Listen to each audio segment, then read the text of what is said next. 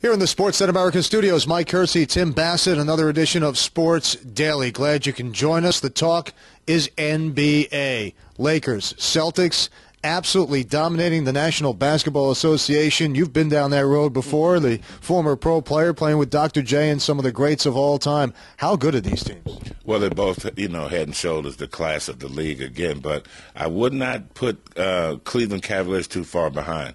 LeBron James is starting to show that he is evolving into one of the great players in the league that the league has ever seen. But the Celtics and the Lakers, 45 of all the NBA championships, these two teams have won. And so it seems like they're headed back towards where they were last year. Now, I guess the big question is, can the Lakers actually beat the Celtics? Right now, I would say they have a good chance because the Celtics bench is not as strong as it was last year, and the Lakers got Andrew Bynum. But again, 7 games, the physical pounding that the Celtics put on the Lakers last year is what beat them, not any defense they put on Kobe Bryant. The Celtics have 3 stars, legitimate Hall of Famers, and the Lakers have 1. Now, is Andrew Bynum going to be the difference? I don't know that he is the difference, but he's still a very, very good player and a great and welcome addition back to the Lakers front line. It releases Paul Gasol to play forward, which is what his natural position is, and you're starting to see him play the type of basketball that he was playing for the Grizzlies. He's a great passer. He's a great shooter. And when the Lakers stopped the Celtics' 19-game winning streak out there in L.A., it was Paul Gasol down the stretch who made the passes, who made the big shots. And again, Kobe Bryant is starting to trust his teammates more and more each year, so that's always a good sign as well. Best player in the NBA right now? Kobe Bryant. Without blinking, I wouldn't bat an eye.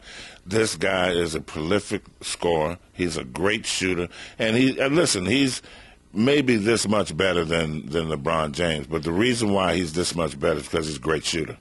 And he can put the ball on the floor, and he can score from anywhere on the floor, 3-point range, and then take it to the basket, finish strong, goes to the free throw line. He's just the best player in the game. Tim, LeBron James, you say he's just a tad behind Kobe right now. What does he do when the time comes? Does he go back to Cleveland? Does he look for the spotlight somewhere else? Well, a lot of people think that he may come to the Knicks. If he comes to the East Coast, he's coming to the Nets. And the reason why I say that is because he's very good friends with Jay-Z. And that's, everywhere Jay-Z goes, you see LeBron James at all his concerts and all their activities that they do together and spend. They're great friends. So I can't imagine him coming to the East Coast playing for the Knicks when you got Jay-Z and the New Jersey Nets within 25 miles of each other. You gotta think that he would play for the Nets. It's interesting. So the spotlight of Madison Square Garden is not enough for him to take center stage in New York, in the Big Apple? I would say no, simply because his Cleveland team is much better than the Knicks team right now. I don't think he wants to take a step back and play with a team that's rebuilding again, where the entire focus is on him. And a lot of people don't understand that superstars take a beating. And if you don't have some teammates to help you out, that beating is even worse. So I think LeBron has taken his lumps over the first 3-4 years of his career. He's shown you his greatness. He's improving every year. And his team this year is a very good team. He likes playing with Cleveland. Don't rule them out as a place he might stay. If his feelings could be torn between staying with a team that's actually become one of the better teams in the league to getting a whole lot of money and coming to New Jersey, or going even to the Knicks, if you say, and starting all over again. That makes a difference in a lot of players' lives when they've got the money but they don't have the ring. Knicks comparison at this point? I think you're pleasantly surprised with the improvement of the Knicks. They play hard every night. They beat the Celtics last night. This is all you can ask from this team. They are not afraid to make changes, and Mike D'Antoni's implementing his system. He's also made some great decisions that I give him all the credit for. The Stephon Marbury decision, a lot of people in New York are unhappy that he is not playing. I have no problem with it at all. You play, if I'm the coach, you have to show that you are the coach and you are in charge. And you make some unpleasant decisions sometimes.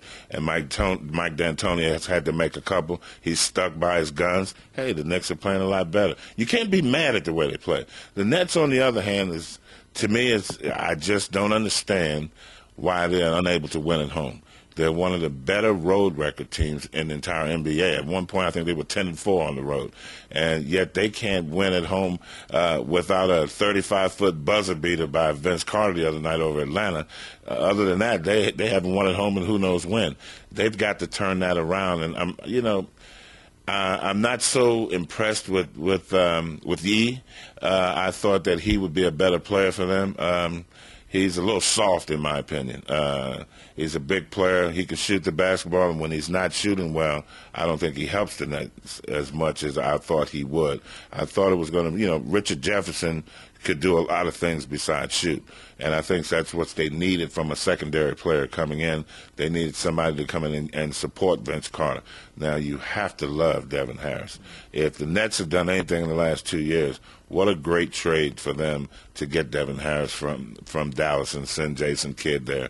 This guy is a future star in this league and a great person to build your team around. So the Nets should be okay. That's our Sports Daily right here on Sports Net America, talking NBA with Tim Bassett. I'm Mike Curci. We'll see you again next time.